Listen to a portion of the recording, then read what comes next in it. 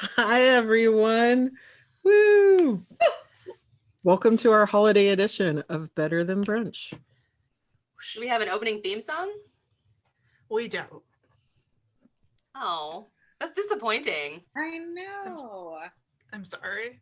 I'll Also, make I one forgot up to for change. you. Do it, Denise. Forgot to- Get in there. Let me channel my inner rapping puppet. That's more like a techno puppet, I guess. Better than brunch, better than brunch. It's just time for better than brunch. Get your croissants, get your mimosa. It's better than brunch time. Woo! What was We that? have a special guest joining us today, Sarah Smith, who we love and are so excited to have here. Sarah Smith is a copywriter turned author who wants to make the world a lovelier place, one kissing story at a time. Her love of romance began when she was 8 and she discovered her auntie's stash of romance novels. She's been hooked ever since. When she's not writing, you can find her hiking, eating chocolate, and perfecting her lumpia recipe.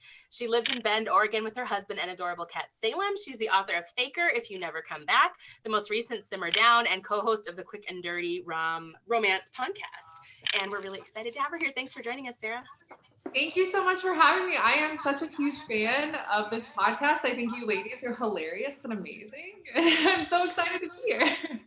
Welcome, welcome. I didn't know you were a neighbor. You're just a state below. You're sandwiched in between Taj and I. That's right. Cool. The Sarah sandwich.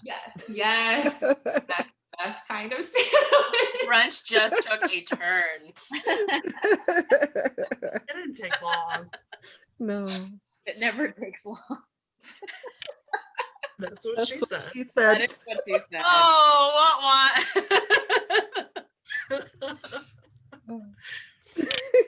We have some things planned for today. Kind But of. where are we starting off with? Well, we are holiday themed. So what if we start with the easy stuff? Like let's jump right into, since we're close to the holidays, we're now in December, at least I think where most of us are. Actually where all of us are. I know it's getting cold. What is something that you and your friends or you and your family have as a tradition for the holidays? Let's start with Sarah. Oh, okay.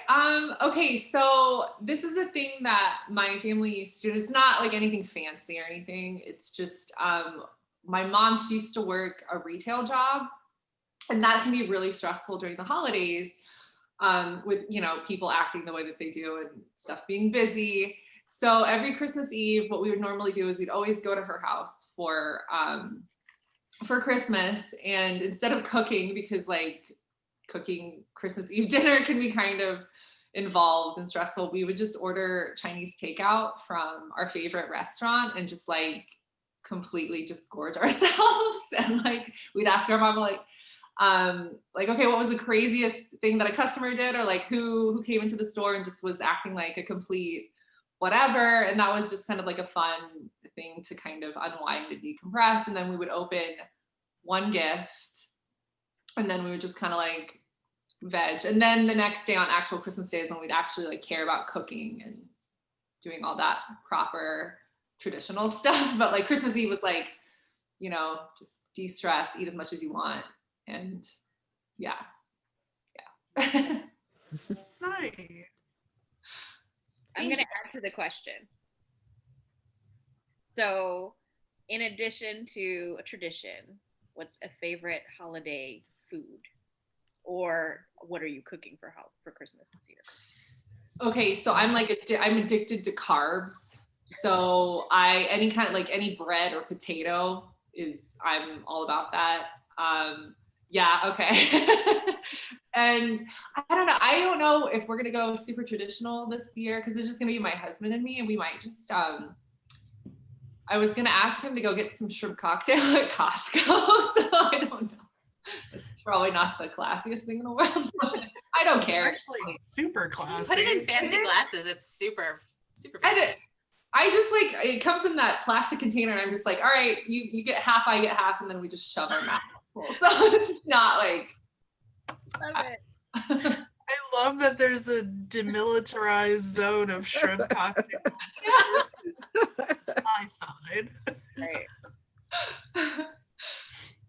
what about you?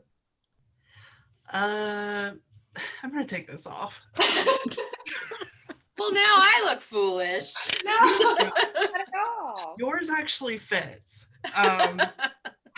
So my husband and I, we decorate on the day after Thanksgiving, and it doesn't take us too long, but we love to listen to Neil Diamond's Christmas album, like on that day while we are decorating, and we know all of his songs by heart. We actually have a theory that the song from the Bill Nighy song from Love Actually, you know how he takes one of his popular songs and then tries to Christmas it? Mhm. Feel it in my fingers.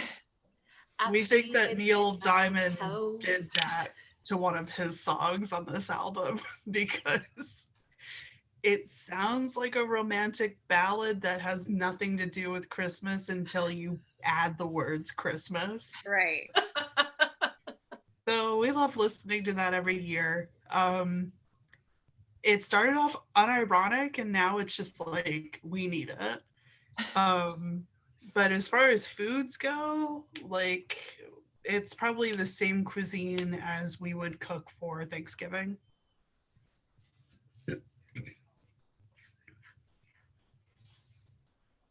You guys? What about you, Taj? Well, so around the holidays, I can't remember if it was like 2 years ago or if it was just this past year. My parents have gotten like super into puzzles. And so at Christmas, one of the things that we do together is, they have this giant board that my dad put together, and we'll all sit around a table and attack 1,000-piece puzzle together. And usually we'll get through a couple of them I usually stay with them for about a week at the holidays. And so that is definitely something we're going to do. They don't know that I'm upgrading their little puzzle board for Christmas this year. They don't watch the show, so it's okay. They won't. But but yeah, so I have a bunch of puzzles ordered and everything's all set on that front. And then for Christmas this year, I happened to be watching like a random video with like Jeffrey Zakarian and a couple of others on Instagram, and they were doing this really gorgeous braised pork roast with like root vegetables and all the things. And so I was like, oh, I think I'm gonna do that for Christmas this year. And so we have to just go buy like a giant pork roast, and then I can start prepping that for the holidays. That sounds good. That sounds good. Yeah. What about you, Cass? Well, for traditions, I always buy really silly Christmas pajamas that are matching. And so we all put them on Christmas Eve, and that's like one night where I force my children to hang out with us like the entire afternoon and evening. We just play board games and puzzles a lot of the time, and it's just we have the fake Fire TV channel on. And it's just a night that like no matter what, we're just relaxed, refuse to put on any other clothes from like mid-afternoon on, and just really spend time with each other. As my kids have gotten older, that time one-on-one closes, but I think that that's definitely one of the days that like we just forget about the rest of the world and focus on us for that time. So it's a lot of fun. Oh, and we make like bad tasting cookies. On purpose? Sometimes we don't follow a recipe, and sometimes it's good and sometimes not so much. Sounds like me. Last year we were at my in-laws' house and they didn't have all the ingredients, and they live in an area where it takes forever to get to the grocery store, so we tried and we failed. remember what ingredients you were missing? Like, I want to say like baking soda or something pivotal to the like form of the cookie. But we had fun doing it. And then I guess for food, this year we totally want to do non-traditional. Since we started living in the Pacific Northwest, like it's a lot of fun to do seafood for Christmas since we've just had all the turkey stuff for Thanksgiving. So I think maybe we'll do like a seafood fettuccine or something like that. Yum. Yeah. sounds And good. Keaton makes us noodles from scratch. So I'm gonna say, who's making the pasta? Keaton, when it comes to cooking, he's the best. He's like our prize chef. So yeah. What about you, Denise? I was trying to think. We have some weird. One tradition that I love every year is I have two dear friends. I actually went to high school with him, and I went to college with both of them, and they're married now out in DC. But for the last 20, yeah, probably about 20 years, we've exchanged gifts. And the goal from like year one on was to be as weird as possible. And we peaked really early. So every year it's just like this challenge. And now I'm like, I'm at a loss here because I have to shop for both of you. But every weird thing in my house is from them. So they got me a book on bad taxidermy. I have some boxing nuns. They gave me, I have a shirt that says I Stake Omaha. Neil Diamond and Don Johnson played into our games very early. So last year I found Tim a very, very used VHS copy of Neil Diamond's Greatest Hits that I sent. I've made them, last year I took all their cats, they have 3 cats, and I photoshopped them onto portraits of Russian generals and then framed them. Anyway, so every year it's just hilarious. And now like, they get things like we always exchange things for the pets. My dogs have Snuggies from them. And so that's just like a fun tradition every year to see how we can top ourselves. And it's an added challenge this year in the pandemic because we couldn't go out to random stores and find very old used VHS copies of Neil Diamond. I love it. I love it. So that is like a super fun tradition. And they're amazing. The food thing, I don't cook. I think anybody who's paid attention to me knows that I don't cook. But in my dad's family, it was always tradition that you could eat whatever you wanted on Christmas Day. And so they would always have like cookies and pie for breakfast, and they could eat whatever they wanted throughout the day. But my grandma would make them have a spoonful of like cod liver oil at night. We never did that part, but we always grew up, especially with like Christmas cookies and sweet potato pie for breakfast while we were opening presents. And so I started that tradition with my son, and he just thinks it's the coolest thing ever. And so I don't know what we'll do this year, but we'll definitely have cookies. And I have my husband's grandmother's recipe for his favorite cookies. So I learned how to make those last year since we weren't able to see them.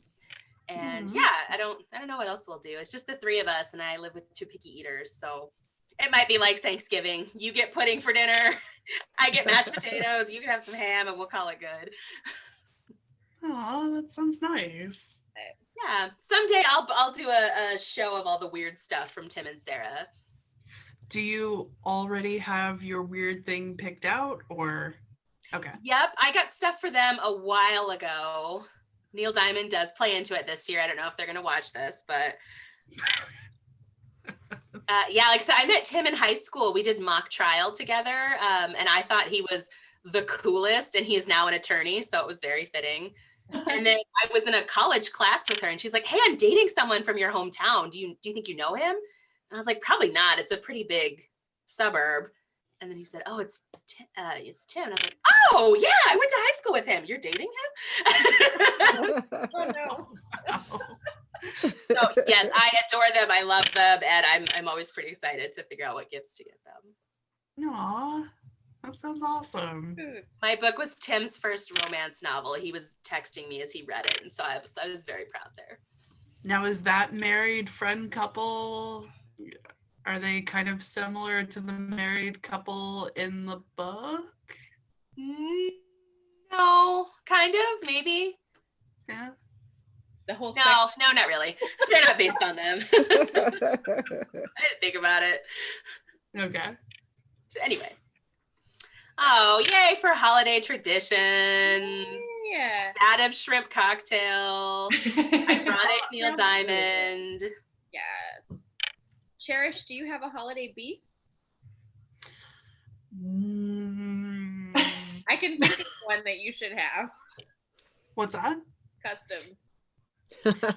Well, I might have to pass the beef to somebody else because it's been a relatively good week. I got a lovely package from you that the Swedish mail did not lose, and so I can't complain. Does anybody else have beef? Well, along that same line, I have a complaint because the other package didn't reach you. And the other one is the one that I had stuff in too. So yeah, I've got beef there as well. That's right. Thank you, Denise. I will share beef with you. Right. Swedish Customs, get your shit together because that package is important. Thank you. They're watching. Please get your shit together. That's right. Well, and we thought we would keep this show all holiday themed, but in our pre-show meeting, we started talking about zodiac signs, which quickly led to a discussion of zodiac signs and steamy characteristics. And so that's where we're going to focus the rest because it's a happy time. First of all, you make us sound hella professional with pre-show meetings. You like how I did that? Yeah. As though any of this is planned. Right. Well, I am a writer. So we are going to go around, I guess, as Taj has her nifty book. Can you show us everything? Sex signs. And we'll added bonus, we're going to get a grizzled character based on whatever we learn about our signs. There you nice. Go. There you go. I think we should probably start with Sarah again. Tell us what you are. Okay, I am a Gemini. And full disclosure, I'm not I don't normally, other than knowing that I'm a Gemini, I don't really know anything about my star sign and what the personality or anything like that. I know nothing. So I'm really excited to see what kind of person I am based on After all these years, you're ready to get to know yourself. Yeah, I am so excited. We'll see what truth there is in all of this. I feel Sarah might have an existential meltdown on this show. I know. It's always what we shoot for. That's great. One day we were looking at this and we were talking about Cherish's husband, and there was something in here and she was like, that's him. Oh my God, I have to tell him. Do you remember? It was something, was it like his wrists or something like that? Do you remember? I don't remember. I do not remember this. I remember this. I'm telling you, we'll look it up in a little bit. But first, Gemini, the female Gemini, because they're different. So, first, the Gemini is the communicator. Communication for Gemini takes many forms. There are the funny voices she can turn on or off. There is talking about people, love, and sex. There's thinking about sex. I wonder why she's a romance writer. Seriously. Wondering if people do it the same way in Borneo, or creating a scenario where when the pretty waitress or hunky trainer passes by. Doesn't that sound familiar? The daily life of a Gemini is filled with thoughts of possible seduction. Ooh. Sometimes a fling with Gemini consists entirely of a witty and engaging conversation. These mercurial people receive energy from the act of talking, and in certain cases, a stimulating conversation is almost as good as being physically intimate. Okay. Which makes sense because Sarah's banter in her writing is off the charts. It is very witty. And Thank very you. fun. So what turns a Gemini on and off? Sarah, we're putting you out here. I am so excited to hear this. I cannot. Yes. Singing, whispering, laughing, funny voices, whistling, ear blowing, foreign accents, and a clever turn of phrase are the foreplay choices for Gemini. Whistling? Just one of those things was not like the other. There are are some pro whistlers out there. I'm always impressed by those with vibrato. Just saying. Whistle while you work, I suppose. And blowing in her ear. But don't whistle in someone's ear. Oh my God. Whistle while you work, but not when you're putting in work. I'm just saying. Yes. Thank you. Yeah. Okay, so here we go. Once their mind is engaged and you have communication between you, then energy can move away from the mouth and down the body to equally pleasurable areas. This will happen quickly if it's going to happen. Gemini does not belabor or delay anything.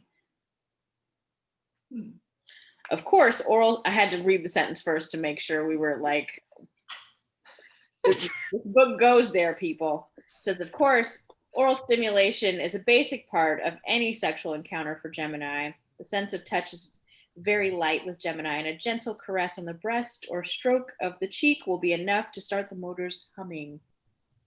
It's also a turn on for Gemini to hear conversation from the street or the room next door as background atmosphere. We'll let you weigh in on that piece. Okay, yeah, I'm good. I mean, this has been very exciting to learn, but like that overhearing, I typically that went left. Yeah, that veered from what, yeah, I can even get on board with the whistling, but not like, yeah, like not like overhearing somebody in the bedroom next to me. Like, no, I can't. What if it was a puppet show in the bedroom next to you? Oh, that changes everything. It does get more explicit as we go on. Oh, great. Okay. Gemini can easily enter into role-playing fantasy, and it is a major turn-on. The key ingredient is sense of play. Usually, intense bondage or discipline scenarios don't appeal to her because Gemini isn't interested long enough in sensations that might hurt. However, if her partner is into it, no problem. Gemini is also turned on by a spontaneous, I didn't know we were going to do that approach to sex. There will be no method to her pleasure. And if you catch her and are not flexible, be prepared for some adjustments. Well, this doesn't sound very Does go there. That's more than I It actually keeps going, but I'm gonna cue in on something. It gives us an essential asterisk little note here. Whether or not your climate is hot, having a ceiling fan on is always a soothing noise for a Gemini. She also likes the feeling of moving air currents. Decorate your room with a mobile high overhead so that from many positions, Gemini can see shapes moving in the breeze. What? I don't know what that. Interesting. Okay. That's a lot to take in, first of all. Specific. That's like, sorry, I'm just processing. That's super interesting. And I feel like some of it definitely resonated and some did not. But I feel, is that pretty typical with astrology? Like not every single thing that, you know, that a sign, Oh yeah. you know what I mean, is going to be like you personally. I come up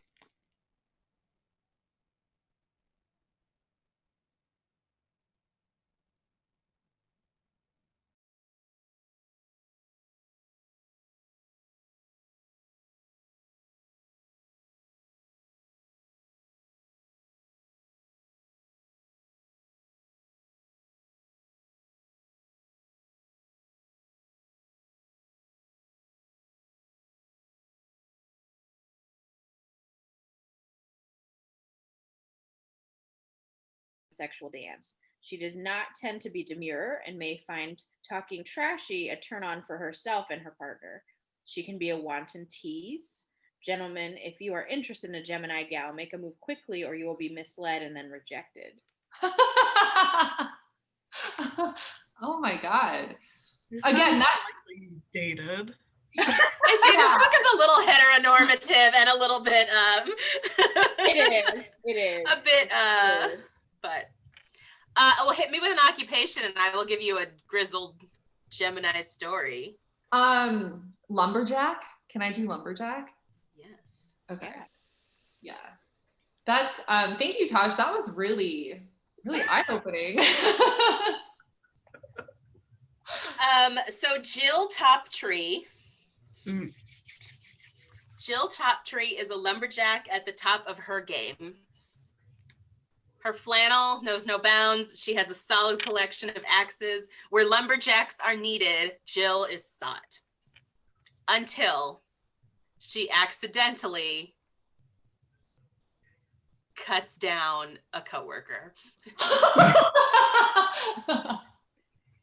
In a bit of friendly lumberjack fire, Jill is suddenly estranged from the world that she loves and cast into a place with no trees. Living in a concrete forest is not what she ever entailed, and it's kind of hard for Jill Topjack. She takes the job the closest way she can get to trees, in a paper store. And so Jill Topjack in her paper store meets a professional letterer, hand letterer named Joe Toppen. And Joe Toppen and Jill see each other often as he's in the store looking at different papers and pens and things that hand letterers do. And so they just start having these conversations in the store, and nothing happens. It's just this sort of flirty banter that escalates. But all of a sudden, Jill finds herself more interested. She's slowly getting back into the lumberjacking that she loves, cutting down trees in the park and such, finding backyards, doing odd jobs as lumberjacks might, and eventually putting on her flannel again, which Joe Toppen finds completely captivating. So he begins to make her hand-lettered things that become increasingly suggestive and leaves them for her at the store. And then one day after hours, he goes out to chop trees with her, and the trees come down. I love it. That's beautiful. Jill It's was your a grizzled old murderer? lumberjack story. I love it. Yeah. That was so Jill- good. Jill murdered somebody. Well, it was like an accident. Her the axe got away from her. It Yeah. wasn't murder. It was manslaughter at the worst. Or maybe the coworker was doing something that, like, maybe he sucked, Maybe he sucked. Yeah, like, I don't know. Now we're victim blaming? Yeah, sorry. Maybe not, maybe If not. he sucked, then He knew when he was supposed to whistle and when he was supposed to shut the hell up, and he got out of line, so he got a little axe to the face. So then that's not It manslaughter, happens. Just to be clear, we've crossed the line. We're no longer in manslaughter territory. Okay. Well, So you know. This is a listen, that's all legal. We're just talking about the grizzled old lumberjack brilliant. But for who those loved communicating if with you're her hand thinking letterer. about doing something similar to what Jill did, do that. It's premeditated. It's very much premeditated. You're going to spend a long time in prison. Don't do it. Cass, what is your zodiac sign? I am a Taurus. Oh, you're a fixed sign. You are stubborn as fuck. Oh, Yes, most people would say so.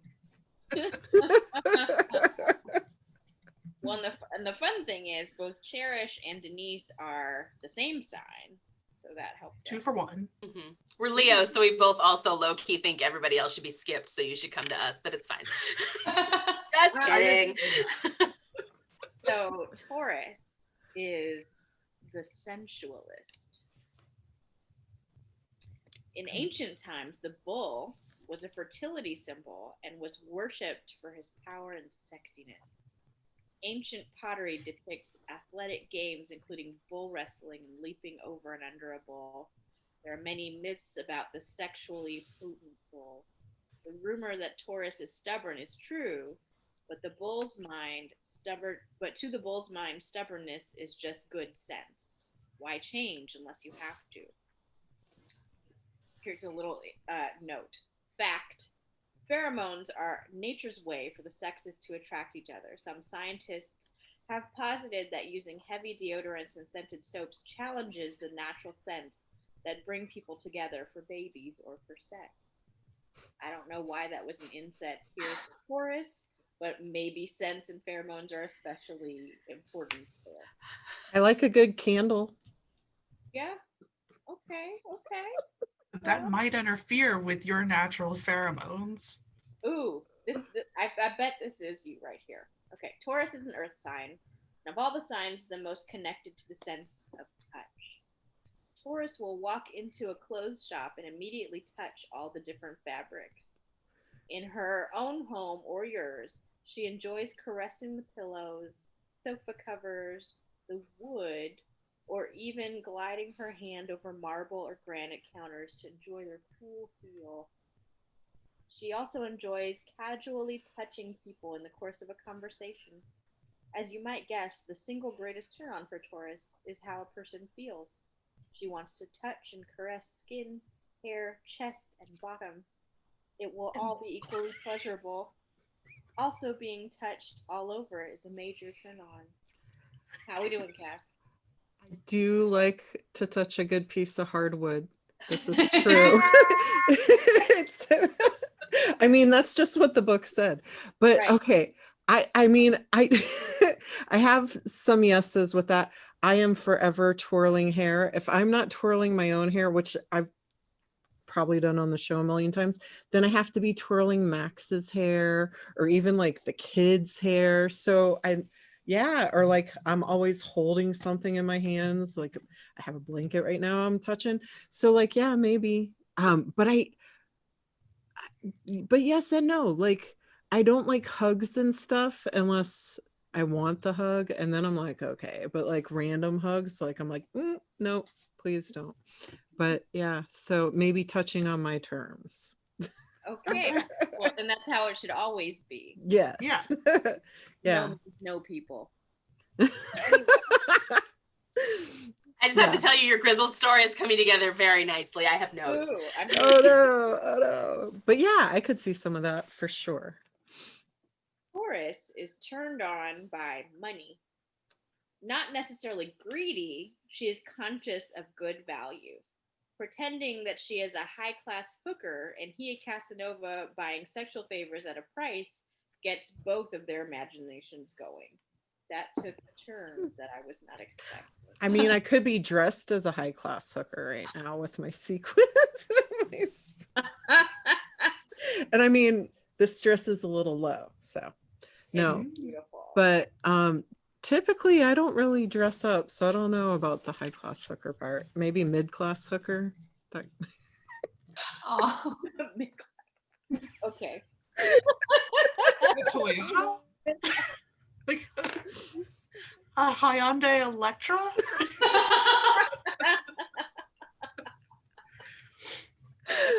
It's a very safe car. It is a very safe. Safety is important. Wearing sweet perfumes that are also associated with tastes like vanilla is a double turn on for Taurus. I love vanilla. Yeah. And rose. Taurus has incredible body strength and will be happy to use it in the pursuit of pleasure. This is a sign that loves to languish and spend lazy time with a partner. Making love comes naturally with Taurus's soft, sensual feelings. Taurus also has a reputation as a wonderful cook, and their sense of taste is as developed as their sense of touch. Eating all kinds is a specialty. Eating of all kinds. That sounded wrong. That sounded like a return to manslaughter. Right. If you want to please a Taurus, consider buying a chocolate fountain from which you can spoon warm chocolate and drizzle it everywhere. The ears are particularly sensitive and always a good place to begin. Yes to the ears, no to the chocolate. Annotation. So, the Taurus woman. Sorry, my lashes are getting kind of crazy over here. I'm like, The equivalent of like the boob hoist. right, seriously. Okay. Taurus women love physical sensation, both giving and receiving. You'll recognize these lovely women by their sustained energy and love of the outdoors. This is one sign that would not mind at all sneaking into a private garden shed and making love. Being with nature and doing what comes naturally is a double pleasure. The Taurus woman is very Wait interested. a minute. A private garden shed? Like busting into somebody's backyard and doing it in their shed? How does nobody hear that with all of the different hose falling around? Comfortable with that in my shed. I mean, you know. Beats a public shed. Yeah. Chemicals in there though, like There are holes in the shed. There are holes in the I mean, I'm like already Roundup on your whatnot, like, so I love it. or you stepped on a rake. What's your husband's sign? he is a Virgo. We're like the perfect match. Taurus and Virgo. Earth to earth is a harmonious and easy connection. Virgo, however, being ruled by Mercury, can be too demanding and perfectionistic for laid-back Taurus. Taurus does not react well to specific requests, such as something listed in a sex manual. If Taurus can get Virgo in the mood, then sex will be satisfying, and both signs will share affection and good lovemaking. This is not an overwhelmingly passionate combination because there is not as much aggression when these signs get together as with other signs. I don't think that that's bad. Is that bad? If you're gonna be in a shed with somebody, you don't want to be aggressive about it. No. I You mean, wanna be the shed careful. will probably fall over if you're too aggressive. You want to be Just help. sensible. I have a lot I'm of shit. chill. Taurus and Virgo also both meet in the delights of good, healthy food. Remember those dining rooms with no door handles. I don't understand that statement. But yeah, that was Taurus and Virgo. So what's your occupation? I have so many ideas. What do you think, Cass? I was just thinking about a dining room with no door handle. I'm not quite sure. Occupation. Let's go with, let's bring it back to like the record store days. And Ooh. someone works in a record store. Ooh. I've never been in a record store, so I'm gonna have some challenges coming up with that one, but Still not watch Empire Records? I have not. Yeah. Man. Oh, please do. It's We've already talked about this. it's We haven't Shamed seen me it. a lot for this. I'll fake it. It's fine. Like actually selling records, like vinyl records. Mhm. It still happens. I say, what Usually year are we in? Okay. Have you really- you can find them now.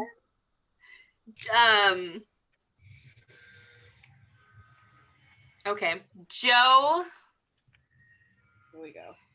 Top Chart. We can go back to the original. Joe Top Chart is in his favorite record store because reasons. And he's thumbing through some records, and he notices the owner of the shop, Jill Top Vinyl. Yes. Jill Top Vinyl has never been particularly friendly to Joe Top Chart, even though he's been interested in her forever. But on that particular day, Jill Top Vinyl notices something special. She notices he's not wearing deodorant. He's clearly been gardening in somebody's, he's clearly been in somebody's shed. Yeah. And his musky scent fills the record store. And she is taken by him. And so begins a conversation with him. In the middle of that conversation, she has to stop and receive a shipment of records for reasons. And he is very impressed with her ability to hoist the box onto the shelves, her strength evident as her bulging biceps come out from underneath her t-shirt. I'm going back to my notes here. Metallica t-shirt because she works in a vinyl shop. He also noticed as she makes her way back from hoisting the boxes, he's very taken by how she runs her hands over all of the records in the case or on the shelf or however records are stored, and drags her fingers very seductively over that, but then also over the shelving. She does a couple of laps touching everything, and he's really just incredibly moved. All the while, with all of her movement, she gets a new angle to his odor that is fantastic. And so, you know, Jill Top Vinyl and Joe Top Chart are really having this moment where they're kind of vibing on each other in the middle of this store. And what really cinches it for Jill Top Vinyl, who really was hurt by a previous lover, and I was gonna make a shit joke, but I won't. Oh, okay, I'm back. But you know, she's really been turned off to love, but she notices that he pulls out a coupon for the record store and buys his records. Oh, I can't even get through this one. So he gets his records at 50% off, and she's really impressed with his frugality.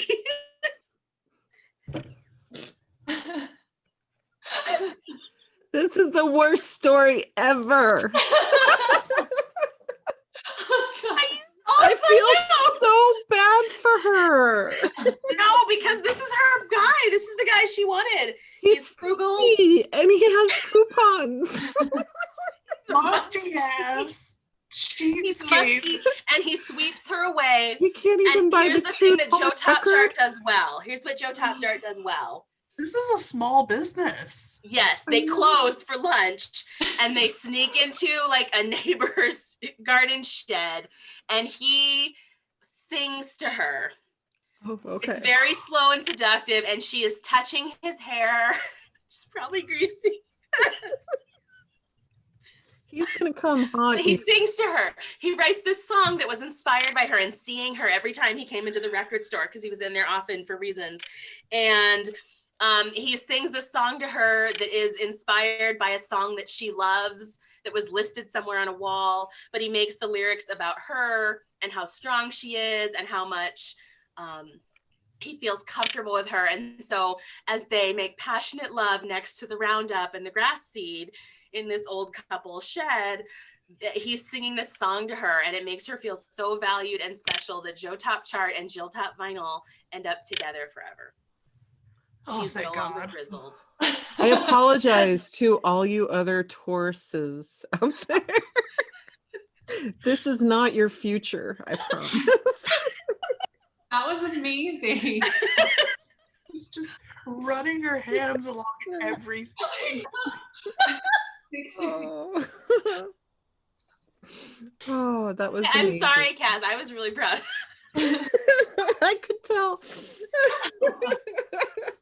No, that was amazing. He sounds like a horrible, horrible person. That was awesome. He's a great person. He just doesn't use deodorant. Oh, he probably also uses patchouli and like. You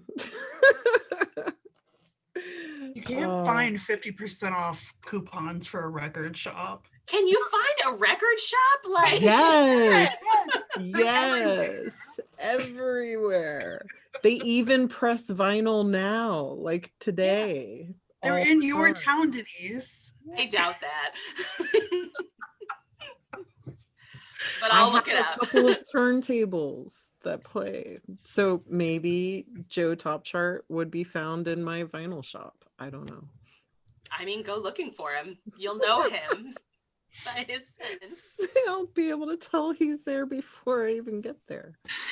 He will, because he's musty. I knew I loved you before I With saw oily you. hair too. Like I'm a twirler. It needs to have some kind of. Well, maybe that's why it's greasy, body. because somebody's been twirling it. Like, Oh. But her hands will slide right out of that if it's I greasy. know. so like maybe. Okay, anyway, I stand by my grizzled story. It's very grizzled. Oh, Grizzled and oily. I mean, Let's go to Leo. Let's go to Leo. Because you really can't fuck this one up, can you, Denise? Listen, don't know. ladies. There's Lock a it up. Oh, this is going to be a lot of fun. Okay. Leo, the dramatist. Leo is like a lion in terms of protecting his territory and ruling over his subjects. He hopes no one notices his soft spot, insecurity. He can feel very diminished if he is not receiving enough attention, and he works hard to stay in the spotlight. The Greek myth of Phaeton is interesting for Leos both in and out of bed. Phaeton wanted to drive the chariot of his father, the sun. His father refused him because the job was too difficult for an inexperienced boy, but Phaeton insisted. He drove too close to the sun, scorched the land and himself, and was quickly killed by Zeus's thunderbolt. Mature Leo knows how to share his solar energy sexually. Immature Leo burns up and agitates for attention and can thoroughly turn off any prospective sun maidens. Shower Leo with compliments, and you will not have to do anything else to lead her to the bedroom. Big loves, big desires, and big affection are the dramatic strokes that lead Leo in the sexual arena. She likes to feel in command of her stage and plays many roles with her lovers. If you have a favorite dramatic sex scenario, then Leo is the lover for you. Playing king and queen and loyal subject would be a favorite with many encores. Some Leos can be very exhibitionistic and enjoy sex in less than private spaces. Leo's generosity is real, and it truly gives them pleasure to bring you pleasure. At first, they may focus only on their own, but Leo is a hospitable sign and will not want their lover to leave unsatisfied or unhappy. Leo will also be dramatic when they're dissatisfied. They may only hint about it to you, but if you don't pick up the hints, there will not be a repeat engagement of lovemaking. Leo is writing their own play and needs lovers who are willing to be both a character and an audience. Follow the leader is their preferred style, but they may play at following sometimes. Leo is turned on by attention, undivided, direct, and unwavering. Don't take phone calls when you're with her. Eliminate interruptions in the bedroom and maintain eye contact during intimate moments. Leo likes to see as well as feel. Leo is also turned on by the drama of the entire sexual experience. She doesn't like to compartmentalize. First do this, next that, and then finish up with such and such. Instead, Leo's passions lead and dictate whether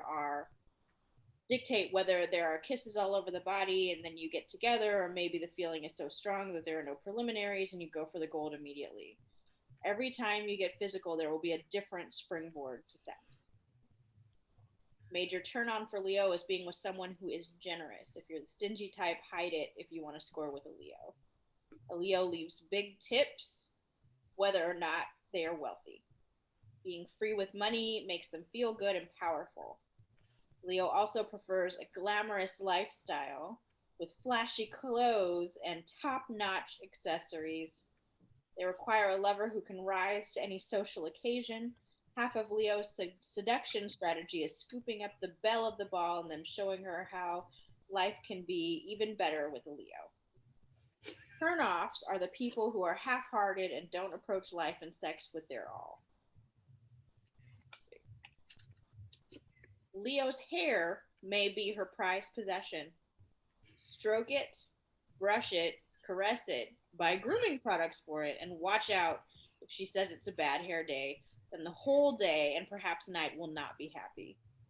She will either need sex to console her or be in such a funk that nothing but ice cream will help.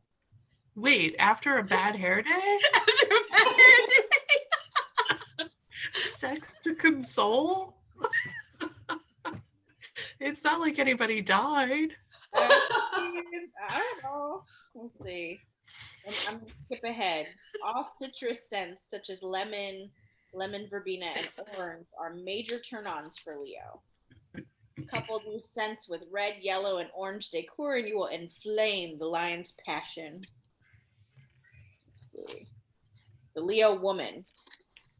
The Leo woman can be a prima donna and very seductive and choosy about her lovers. She will check and then check again to make sure that connecting with a certain guy will enhance her image. This is not a mental process, but instinct. Leo ladies do not want anyone with less verve than they have. The women are ballsy, but smart enough to know how to moderate their aggression when out on a date. This means that she wants her man to be macho. She doesn't mind sensitivity and she doesn't mind vulnerability, but if he makes the first move, then he pays for the date. She will return the invitation and be happy to treat, but don't try splitting the bill. It smacks of the ordinary for Leo, and she hates that. Oh, wow. This is Wow, dated. that's a moment. In the bedroom, Smacks of mediocrity. Leo lately become a purring kitten. If she is really turned on, she becomes a wild cat, scratching and biting, slightly out of control. She's passionate, and if she finds a match, she will let it all hang out. She may not be as experimental in bed as other signs, but the quality of her sexual expression and what she generously offers to her lover more than make up for the lack of any strange experimenting. Leo ladies are very concerned with their appearance and dress for delight and seduction. They are usually very good looking and like emphasizing their breasts and bottoms, which they work hard to keep firm and appealing. Their style is flashy and they love wearing jewelry. Okay. No sheds right. for them. They don't get sex in a shed. No, they don't do that stuff. It's too out there for them.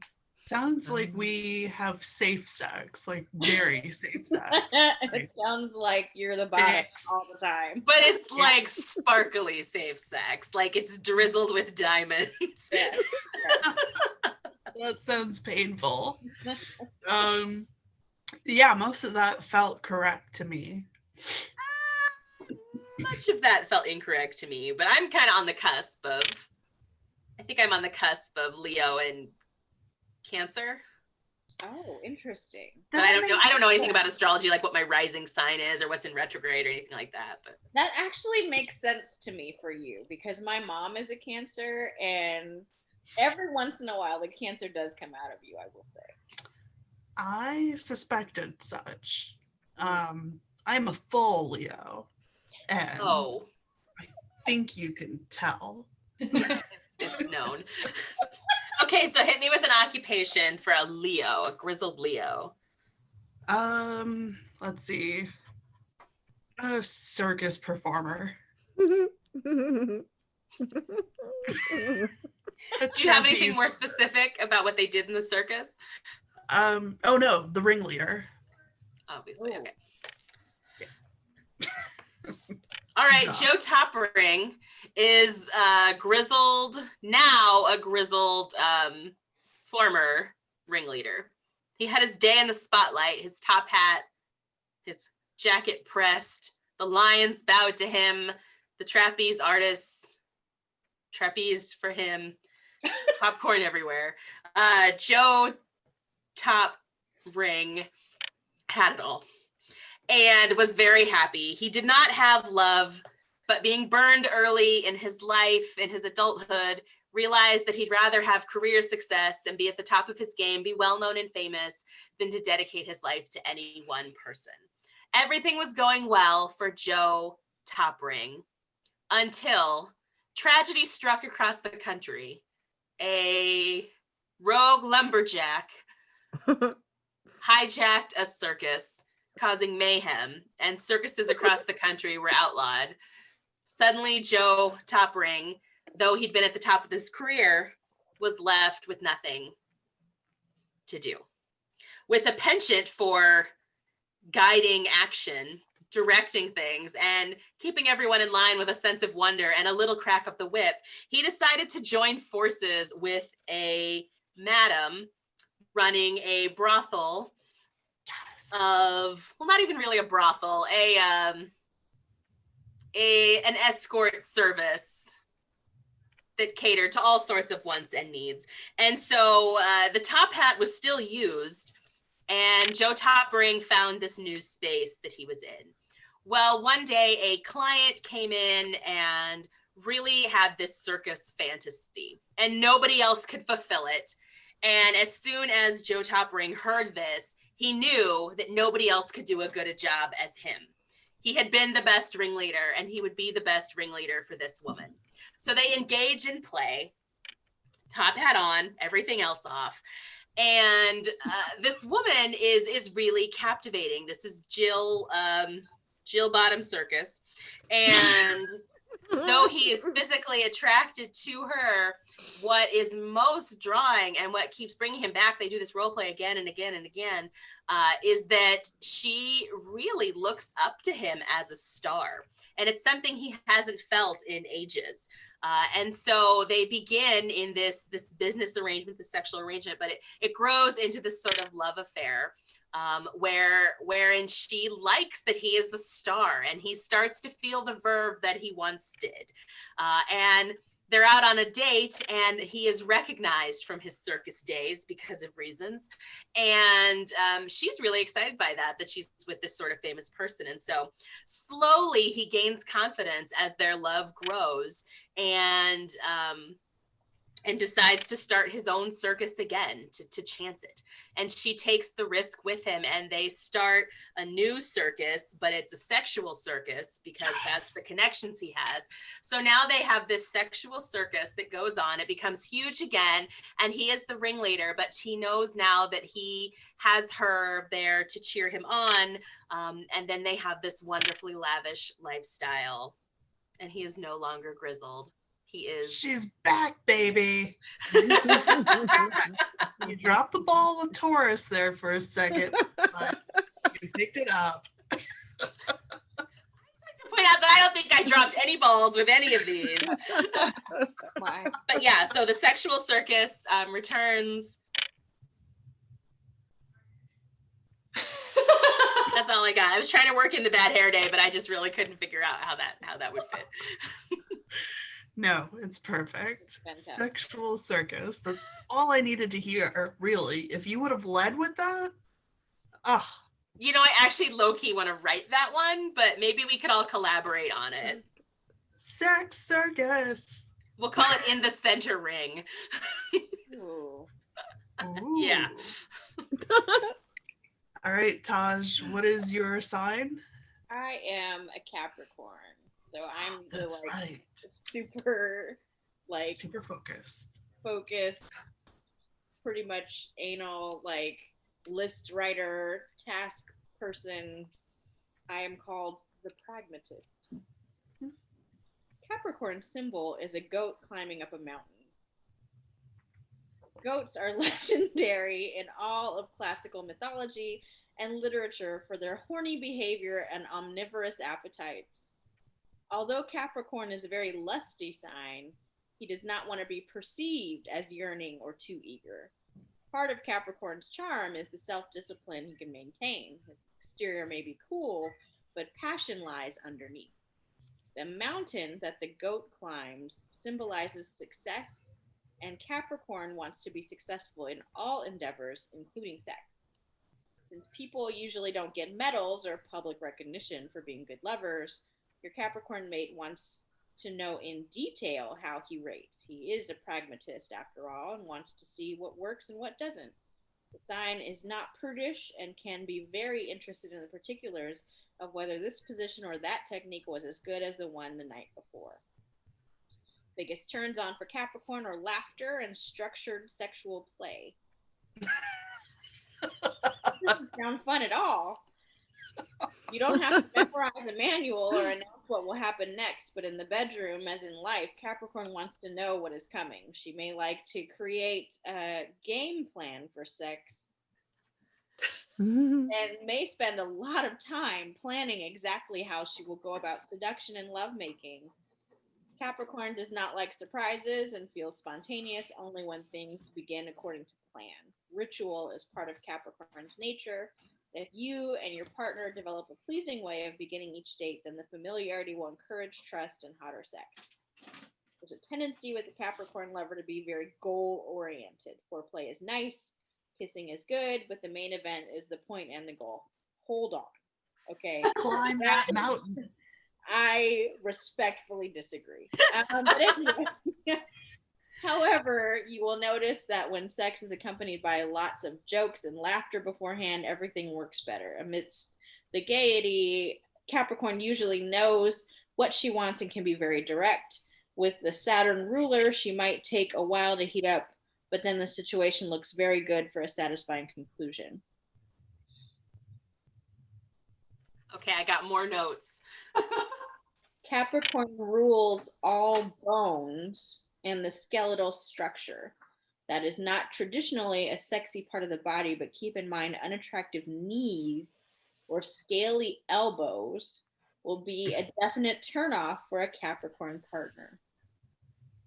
Those knees and elbows will get you. So you're into those bones. I know the title of this book is going to be Rules All Bones. It's so interesting because then it goes to oral sex is a definite turn on for Capricorn, but less sexy than the main event. Huh. Okay. Not always the case. No oral sex if you get ashy knees.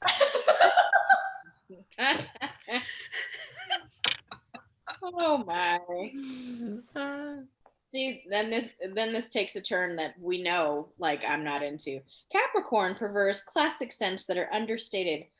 Patchouli, musk, and pine are examples of scents that are reliable turn-ons. That's not true. Your girl should have gone to the vinyl record store and met dude bro. My girl would have gone to the record store and walked right back out. Let's see. Where's the Capricorn woman? Here, you may find that feeling sexual takes more time than with other signs. Saturn's rule emphasizes the responsibility aspect of any relationship, and Cap women may feel aroused but cautious. If a Capricorn woman throws caution to the winds, though, passion is no stranger to her. Wooing is important to her, and she does not care for a lover who appears too eager. Capricorn wants to be coaxed and doesn't like panting demands. Sensual caresses around the neck, shoulders, and back will make her melt. Now that part is true. Okay. She will also create a hospitable room or place for her love affairs. A Capricorn woman loves sensual textures, and making love on a fur comforter would be a wonderful experience for both people. She's not as dependent on atmosphere as other signs, but loves the feel of luxurious materials. Gifts of lingerie could be ivory or black with classic lines. That is so specific. I'm like, You really are. okay. Capricorn women usually have a very good bone structure and look good in tailored suits with a white blouse open to show just the right amount of cleavage. Capricorn woman also looks great in leather, note to self. It brings her tough side out, and the combination of tailored outerwear, ivory satin lingerie, and boots is a spicy turn on. Oh shit. That sounds interesting, I guess. A bed with velvet brown or magenta curtains becomes a grotto of delight. Why is this one so specific on these things? Because it's Capricorn. Capricorn must be specific. I mean, and I'm really never that specific, but go off. So, one candle is all the Capricorn needs to feel desire. Decorate your bedroom with earth tones and keep some rose quartz nearby. Capricorn loves beautiful minerals. Both Capricorn and partner should hide work clothes and any reminders of work, duty, and obligations. What? You come into Rose quartz? I don't own any. You come into this grotto of sex wearing just pajama tops, and perhaps he is wearing a kimono. What the fuck is this? No, you veered into a weird place with the Capricorn. The kimono? Any man wearing a kimono should stay out of my bedroom. Oh my god. No fooling around. No, I would be here for that. If you just roll in with a kimono and you're like, listen, this is my rose quartz room. please give me your spreadsheet of sexual acts. I'm ready. Right. Like, that's a guy I feel like I want to get to know more. I want to talk about the sex grotto With one candle. with One one candle and velvet brown curtains. and a chunk of rose quartz. Yeah. And this is all sitting on the nightstand. Hold on. It was so offensive. Half of my like lash just popped off. Hold on. I don't even know what I have so many notes to pull into this one. I was going to suggest like a masseuse. Oh, that's so good. Oh, yes. That might be But I too don't- easy. But it might be too easy. Like a masseuse and a massage grotto. Yeah, I almost feel like that might be a little too easy. A hot Give me a springs, challenge. a hot springs manager. Ooh. Oh, interesting. So, okay. So there's room for grotto and minerals, maybe? Hmm. I'm gonna take it somewhere else. You know I will. Okay. God. Oh, come Um, on now. I'm still hung up on that. one can. Okay, so Joe Top Spring is the manager, the owner, the director of the country's premier hot spring facility. It even has its own record store on site. And this facility is doing great. Joe has his choice of lovers all the time, but none of them really exactly challenge him. He's feeling a little bored. And so despite, working and running this beautiful place, takes a vacation. And for his vacation goes to Tulsa and to visit a cousin in Tulsa. And so is in Tulsa, and on the first day goes to a petting zoo with his cousin and the cousin's family, and then the family has to go, but he's like, you know what? I like these goats. I'm gonna stick around at the petting zoo. So he's at the petting zoo, touching the goats because the fur is very lush, and he's just enjoying the goat. Oh my. Alpaca. The goat fur. Have you ever and- interacted with a goat? Yes. This particular goat has lush fur, okay? It's a hybrid. And maybe it has a little coat on. So a beautiful woman A goat comes up. with a coat. Beautiful woman comes up, and they end up chatting and petting the goat at the same time. And she's kind of eyeing him up and down, and she says, she's at the petting zoo first in a leather pantsuit, an ivory leather pantsuit. Oh Haha. I'm just having a lot of fun for myself. And he's impressed by that. He's like, wow, that's a bold statement. She knows what she wants. And she says, listen, I like your taste in goats. I like your look. I'm interested in a night with you. Here's what will happen. And he is challenged because women do not usually approach him like this. They're also not usually at petting zoos in leather suits. And so he's interested. But she says, let's have coffee. I want to lay this out for you so you know what you're getting into. And she pulls out a laptop and shares with him this very detailed 17 bullet plan for how the night will go, including the acts, the guidelines for the prequel, where it will take place, and then a link to the evaluation after. And she's like, I very much, data is very important to me. My name is Jill Top Data, and I want to make sure that things are going well. So I will ask you to fill out this 19 question survey at the end of our experience. And he's like, okay, I'm here for this. I'm done with the goats anyway. Let's go do this.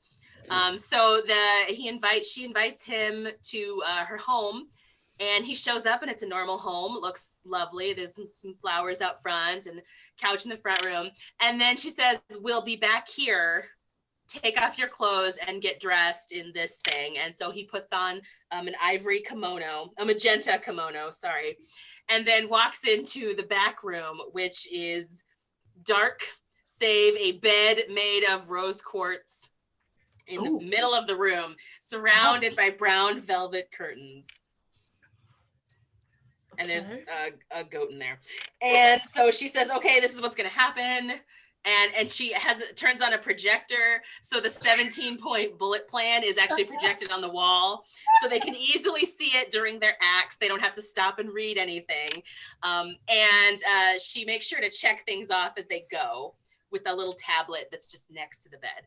And so from there, you know, all this planning, he's really interested in this. He's like, not only am I turned on, but this level of organization could be really useful at the hot springs. And so he's like making notes, and he really appreciates like her level of order, because he doesn't really have to make some of these decisions. He can get lost in the pleasure and the enjoyment and making her feel good, and vice versa. And so then they have this love affair that starts in this way. And he realizes with her that he very much appreciates this woman who has this self-confidence, this self-determination, who doesn't need him, but really enjoys his company. And when he fills out the form at the end of their sexual encounter, he writes at the end, "I'd really love to see you again. You're a very special person." And then he doesn't see her again. And you feel like the love story's over, but he returns to the hot springs. And a few days later in the mail, he gets a delivery of a little stuffed goat and a kimono and one candle. And she says, "I'll be by to visit soon." And then we go from there. Oh my God, that was amazing. Please tell me that one of the questions on the questionnaire is, would you recommend this to friends? Obviously. And which friends? Please leave their name and email address. Oh my goodness. Was that anywhere near? No. Okay. But it was a grizzled old hot springs manager, and he really didn't think he could find love. Yeah. But he did. But he found a goat. He found the greatest of all time. It's a metaphor. See what I did there?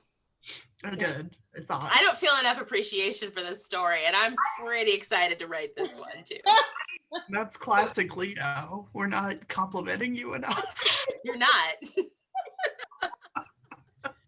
I mean, man, Such a drama queen.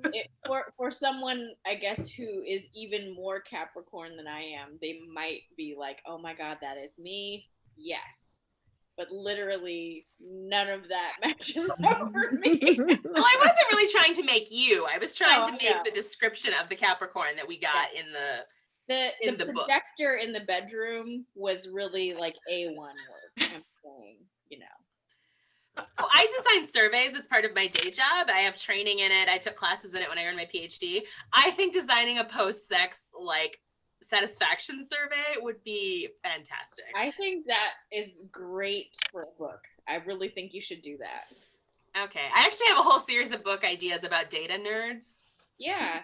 Engaging in There you sex go. acts. And so like, you know, some data nerd is like, you know what? I feel like I can make sex better. Let me just send this survey out and see what comes back, and I will tell you how to improve your sex life based on these factors. And I feel oh like my gosh, it would be like a sexual hitch. yes.